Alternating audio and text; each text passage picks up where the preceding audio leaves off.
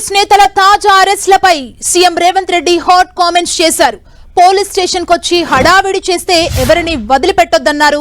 ఈ విషయంలో పోలీసులకు ఫ్రీ హ్యాండ్ ఇస్తున్నామని చెప్పారు. రాజకీయ నాయకులైనా మరెవరైనా సరే ఉపేక్షించేది లేదని హెచ్చరించారు.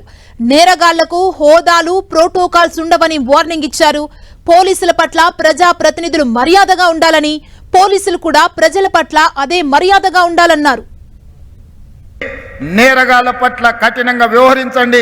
కొంతమంది డాపు దర్పం ప్రదర్శించడానికి పోలీస్ స్టేషన్లకు వచ్చి హడావిడి చేస్తే చక్కగా తీసి బొక్కలేయండి అని నేను చెప్పదలుచుకున్నా.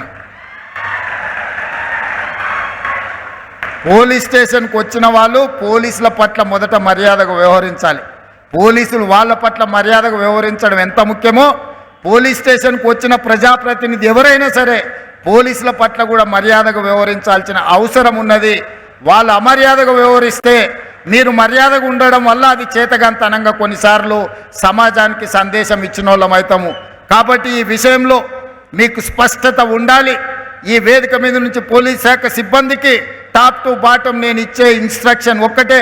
బీయింగ్ అనే chief minister as well home మినిస్టర్గా నేను మీకు ఇస్తున్న ఆదేశం ఒక్కటే.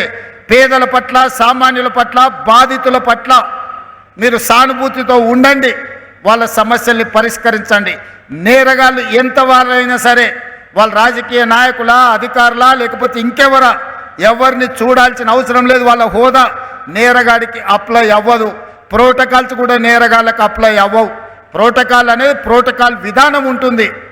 అప్పుడు మాత్రమే ప్రోటోకాల్ పాటిస్తాము.